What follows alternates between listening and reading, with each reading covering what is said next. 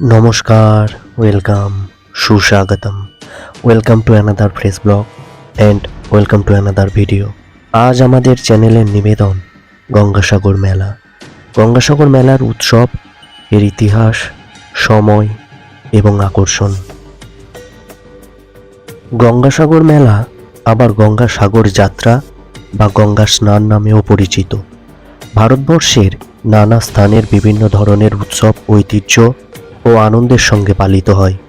তবে তার মধ্যে হাতে গোনা কয়েকটি উৎসব এমন আছে যেখানে দেশের সব প্রান্তের লোকজন একসাথে মিলেমিশে একটি উৎসব শ্রদ্ধার সঙ্গে পালন করে, আর সেটা যেন একটা বিশাল দেশের ক্ষুদ্র প্রতিরূপ হয়ে দাঁড়ায়। গঙ্গাসাগর মেলা ঠিক সেই রকম একটি উৎসব।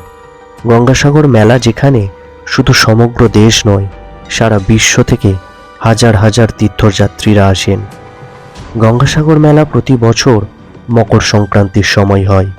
পশ্চিমবঙ্গের সাগরদ্বীপ অঞ্চলে প্রতি বছর জানুয়ারি মাসের মাঝামাঝি নাগাদ শুরু হয়। এটি মকর সংক্রান্তির দিনের আগের দিন থেকে শুরু হয়, অর্থাৎ 2 দিন ব্যাপী হয়ে থাকে। তীর্থযাত্রা যদিও শুরু হয় আরও আগে থেকে। মকর সংক্রান্তিতে সূর্য প্রণাম করার সময় সকালে গঙ্গার পবিত্র জলে ডুব দেওয়া হয়। গঙ্গাসাগর বা সাগর মেলা অত্যন্ত শ্রদ্ধার সঙ্গে পূর্ণ ধর্মীয় রীতি মেনে পালিত হয়।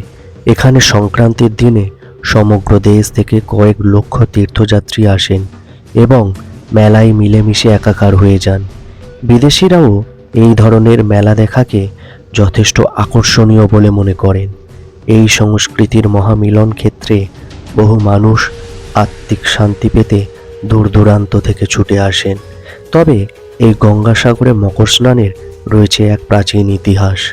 হিন্দু ধর্ম অনুসারে একবার রাজা সাগর অশ্বমেধ যজ্ঞের আয়োজন করেন এবং দেবরাজ ইন্দ্র সাগর রাজার অশ্বমেধ যজ্ঞের ঘোড়া চুরি করে বেঁধে রাখেন পাতাল লোকে। সাগররাজ যখন তার অশ্বমেধ যজ্ঞের ঘোড়া খুঁজতে আসেন, তখন তাকে খুঁজে পান কপিল মুনির আশ্রমের পাশে। রাজা সাগর মনে করেন কপিল মুনি তার যজ্ঞের ঘোড়া চুরি করেছেন।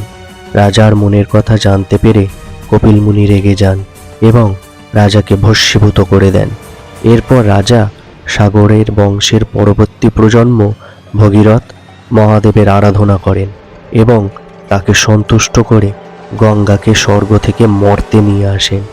গঙ্গার সেই পবিত্র জলস্পর্শে সাগর বংশের ভস্মীভূত সন্তানরা নিজেদের জীবন ফিরে পান এবং তারা নির্দ্বিধায় স্বর্গে গমন করেন। সেই থেকে এই গঙ্গাসাগর মেলায় দেশের বিভিন্ন প্রান্ত থেকে পুণ্যার্থীরা হাজির হন। গঙ্গাসাগরে ডুব দিলে সমস্ত পাপ ধুয়ে তার স্বর্গে যেতে পারবেন বলে মনে করেন। সেই কারণেই কথিত আছে যে সব তীর্থ বারবার, গঙ্গাসাগর একবার। আজ আমাদের ভিডিও আমরা এখানেই শেষ করছি। আমাদের এই বিশেষ পর্ব গঙ্গাসাগর সংক্রান্ত আপনাদের কেমন লাগলো এই ইনফরমেশন ব্লগিং ভিডিওটা অবশ্যই কমেন্টে জানাবেন। দেখা হবে পরবর্তী ভিডিওতে।